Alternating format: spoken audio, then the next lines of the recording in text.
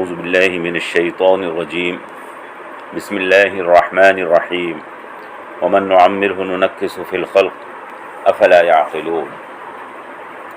اور ہم جس کو عمر دراز کر دیتے ہیں اس کو تخلیق میں یعنی بناوٹ میں کمزور کر دیتے ہیں، تو کیا وہ سمجھتے نہیں ہیں؟ وما علمناہ الشعر وما ينبغی لہ ان هو الا ذکر وقرآن مبین۔ اور ہم نے ان کو شعر نہیں سکھایا، اور یہ شعر سکھانا ان کے لیے مناسب بھی نہیں ہے، یہ تو قرآن بس ایک نعمت ہے اور پڑھا جانے والا واضح کلام ہے۔ لینذر من کان حیا ویحق القول علی الکافرین، تاکہ ڈرا دیا جائے ہر اس شخص کو جو زندہ ہے اور ثابت ہو جائے بات کافروں پر۔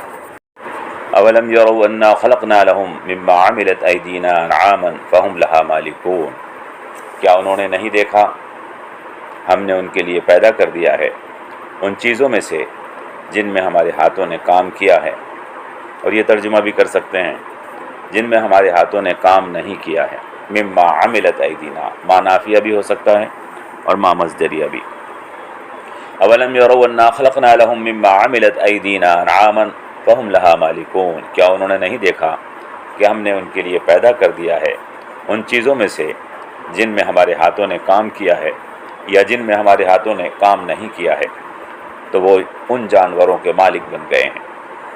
وَذَلَّلْنَاهَا لَهُمْ فَمِنْهَا رَكُوبُهُمْ وَمِنْهَا يَأْكُلُونَ، تو ان کو ان کے لیے حقیر اور تابع بنا دیا ہے۔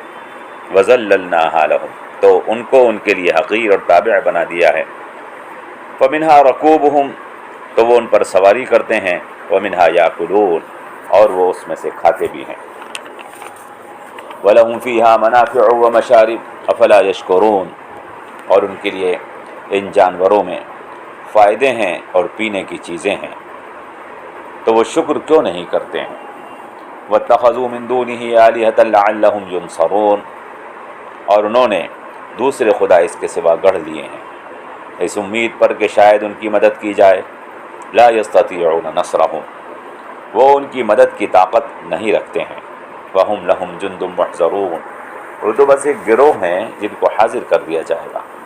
فَلَا يَحْزُنْكَ قَوْلُهُمْ، تو آپ کو ان کی بات نہ پہنچائے۔ إِنَّا نَعْلَمُ مَا يُسِرُّونَ وَمَا يُعْلِنُونَ، بے شک ہم جانتے ہیں جو وہ چھپاتے ہیں اور جو وہ ظاہر کرتے ہیں۔ عزیزو، ان آیات کا سابقہ مضمون ان سے رابطہ یہ ہے کہ گزشتہ آیات میں قیامت کا اور دوزخ کا بیان تھا۔ جب کافروں کے سامنے قیامت اور دوزخ کا ذکر کیا جاتا ہے تو وہ کہتے ہیں یہ تو پرانی باتیں ہیں، بہت زمانے سے ہم سن رہے ہیں۔ قرآن کریم بار بار اس چیز کو بیان فرماتا ہے، یہ دنیا فانی ہے اور دنیا کی ہر چیز فنا کی طرف بڑھ رہی ہے، ہر چیز یہاں پر فنا ہو رہی ہے۔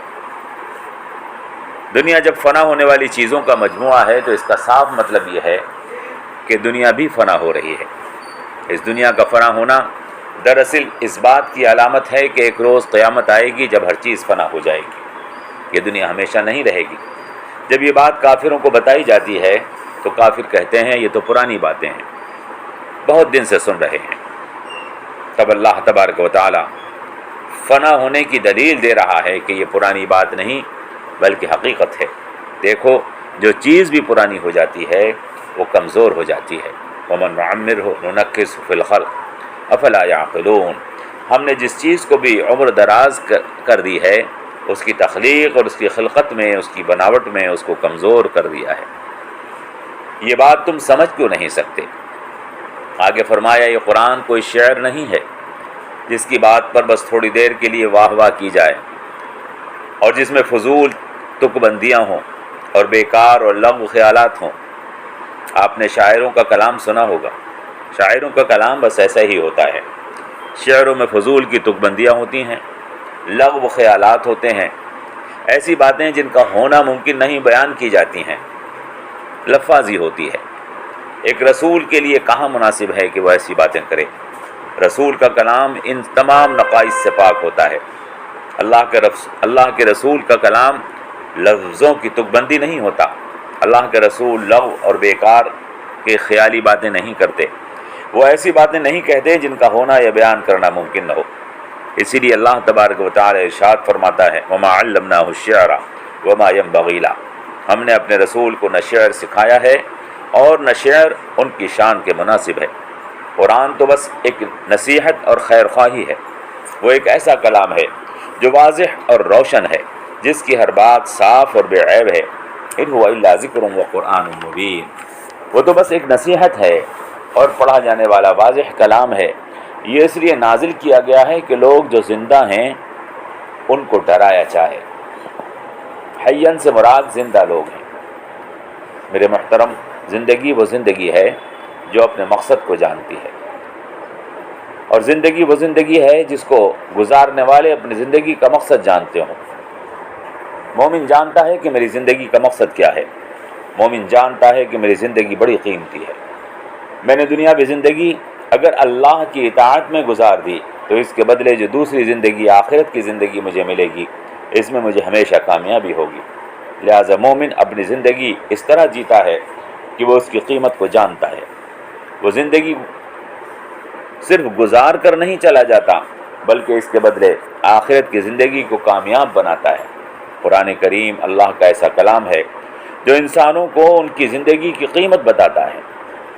اسی لیے فرمایا کہ قرآن تو اللہ کا ایسا کلام ہے جو زندگی والے کو اس کی زندگی کا مقصد بتاتا ہے، لِيُنذِرَ مَن كَانَ حَيًّا، تاکہ اس کے ذریعے ڈرایا جائے اس شخص کو جو اپنی زندگی کے مقصد کو پہچان کر زندہ ہے، اور اسی لیے تاکہ جو لوگ اس کو نہیں مانتے، رسولوں کی بات کو سچ نہیں مانتے، اس قرآن کے ذریعے سے رسول کی بات کو سچ ثابت کر دیا جائے۔ وَيَحِقَّ الْقَوْلُ عَلَى الْكَافِرِينَ، اور ثابت کر دے اللہ تبارک و تعالیٰ، اور ثابت ہو جائے بات وَيَحِقَّ الْقَوْلُ کافروں کے خلاف، اور ثابت ہو جائے بات کافروں کے خلاف۔ آگے فرمایا جا رہا ہے کہ انسان کو غور کرنا چاہیے کہ دنیا ایسے ہی نہیں بن گئی ہے بلکہ کسی بنانے والے نے اس کو بڑے سلیقے سے اور بڑے طریقے سے بنایا ہے۔ اس دنیا کی چیزوں میں ایک جانور ہی کو لے لو اور دیکھ لو جس کو انسان نے نہیں بنایا بلکہ صرف اللہ نے بنایا ہے، اور وہ جانور انسان کی کتنی ضرورتوں کو پورا کرتا ہے۔ بڑے بڑے جانور چوپائے، اونٹ، گائے، بھینس، بکری، بھیڑ، دمبا، ان کے لیے کیسے ذلیل تابع فرمان بنا دیے گئے، کتنے طاقتور اور بڑے بڑے جانور، اور یہ چوپائے انسان کے سامنے سر جھکائے کھڑے رہتے ہیں۔ وَذَلَّلْنَاهَا کا مطلب یہی ہے کہ ان کو ذلیل کر دیا، ان کو تابع فرمان بنا دیا، ان کو ان کے سامنے عاجز کر دیا۔ پھر ارشاد فرمایا فَمِنْهَا رَكُوبُهُمْ، ان میں کچھ ایسے ہیں جن پر وہ سواری کرتے ہیں، وَمِنْهَا يَأْكُلُونَ، اور کچھ ایسے ہیں جن کو وہ کھاتے ہیں۔ پھر فرمایا وَلَهُمْ فِيهَا مَنَافِعُ وَمَشَارِبُ، اور ان کے لیے اس میں فائدے ہیں۔ منافع، ایک منافع کے لفظ سے تمام چیزوں کو بتا دیا گیا، ان سے فائدہ حاصل کرتا ہے، ان کی ہڈی سے، چمڑے سے، پٹھوں سے، گوشت سے اور دوسرے اعضاء سے جو انسان فائدے حاصل کرتا ہے، سب کو ایک لفظ منافع سے فرما دیا گیا۔ اور پھر فرمایا وہ مشارب، پھر ان سے پیتا ہے، ان کا دودھ پیتا ہے، گائے کا، بکری کا، اونٹ کا، بھینس کا، بھیڑ کا، سب کے الگ الگ فائدے ہیں اور سب کے الگ الگ استعمال ہیں۔ اس سے دو باتیں بتا دی گئیں، افلا یشکرون کے لفظ سے کہ جس مالک نے یہ سب کچھ ان کو دیا ہے، جس مالک نے یہ سب کچھ پیدا کیا ہے اور انہیں عطا کیا ہے، انہیں اس کا شکر ادا کرنا چاہیے۔ اور دوسری بات یہ کہ جس مالک نے یہ سب چیزیں بغیر ان کے مدد کے ان کے لیے خود دنیا میں بنا دی ہیں، انہیں اسی مالک کی عبادت کرنی چاہیے، اسی کی اطاعت کرنی چاہیے۔ ایسے جھوٹے خدا جن کو انہوں نے نہیں بنایا اور جنہوں نے ان چیزوں کو پیدا نہیں کیا، اس لائق نہیں ہے کہ ان کی پرستش کی جائے۔ یہ ان آیات میں اللہ تبارک و تعالی نے بیان کیا ہے، اور اس کے ذریعے سے اللہ نے دو چیزیں ہمارے سامنے واضح کر دی ہیں کہ دنیا فنا ہو جانے والی چیز ہے، ہمیشہ باقی نہیں رہے گی۔ اس دنیا کو حاصل کرنے کے لیے اور اس دنیا کی اس زندگی کو اور زندگی کے ہمیشہ کے فائدوں کو حاصل کرنے کے لیے آخرت کی زندگی کا ہونا ضروری ہے۔ وَمَن نُعَمِّرْهُ نُنَكِّسُ فِي الْخَلْقِ، اور جس کو ہم عمر دراز کر دیتے ہیں اس کی تخلیق میں ہم کمزوری پیدا کر دیتے ہیں۔ افلا یعقلون، تو وہ سمجھتے کیوں نہیں ہیں۔ وما علمناه الشعر وما ينبغي له، اور ہم نے ان کو شعر نہیں سکھایا اور نہ وہ ان کے مناسب ہے۔ ان هو الا ذکر وقرآن مبین، یہ تو ایک نصیحت ہے اور قرآن ہے واضح، لینذر من کان حیا، تاکہ اس شخص کو جو زندگی کا مقصد جانتا ہو ڈرا دیا جائے، ویحق القول علی الکافرین، اور تاکہ کافروں کے خلاف بات سچی ثابت ہو جائے۔ اولم یروا انا خلقنا لهم مما عملت ایدینا انعاما وهم لها مالکون، تو کیا وہ نہیں دیکھتے کہ ہم نے ان کے لیے ان چیزوں میں سے جن میں ہمارے ہاتھوں نے کام کیا ہے جانور بنائے ہیں، چوپائے بنائے ہیں، تو وہ شکر گزاری کیوں نہیں کرتے ہیں؟ ایدینا انعاما فهم لها مالکون، تو وہ اس کے مالک بن گئے ہیں۔ وذللناها لهم، پھر ہم نے ان کو ان کا تابع فرمان بنا دیا ہے، ان کے لیے ذلیل کر دیا ہے۔ فمنها ركوبهم، تو ان میں سے کچھ جانور ایسے ہیں جن پہ وہ سواری کرتے ہیں، ومنها یاکلون، اور وہ بھی ہیں کہ جن میں سے وہ کھاتے ہیں، ولهم فيها منافع ومشارب، اور ان کے لیے اس میں بہت سے فائدے ہیں اور پینے کی چیزیں ہیں، تو وہ اللہ کا شکر ادا کیوں نہیں کرتے؟ فلا یشکرون۔ واتخذوا من دون اللہ آلہہ لعلہم ینصرون، ان نادانوں نے اللہ کو چھوڑ کر دوسرے خدا بنا لیے ہیں اس امید پر کہ شاید ان کی مدد کی جائے۔ لا یستطیعون نصرہم، وہ ان کی مدد کرنے کی طاقت نہیں رکھتے ہیں۔ وہم لہم جند محضرون، اور ان کے لیے تو صرف وہ ایک گروہ بن کر حاضر ہو جائیں گے۔ وہم لہم جند محضرون کے لیے ایک جند ہوگا، ایک گروہ ہوگا کہ وہ اس میں حاضر کر دیے جائیں گے۔ یہ جھوٹے معبود اس بات کی طاقت نہیں رکھتے کہ ان کی مدد کر سکیں۔ فرمایا انا نعلم ما یسرون وما یعلنون، بے شک ہم جانتے ہیں جو چیزیں وہ ظاہر کرتے ہیں اور جو چیزیں وہ چھپاتے ہیں۔ دلوں کی بات بھی اللہ جانتا ہے اور عمل بھی اللہ تبارک و تعالی جانتا ہے۔ اللہ سے دعا کیجئے اللہ تبارک و تعالی ہمیں جھوٹے معبودوں کی پرستش سے محفوظ فرمائے اور اللہ ہمیں سچے خدا کی عبادت کرنے کی توفیق عطا فرمائے۔ والسلام علیکم ورحمۃ اللہ وبرکاتہ۔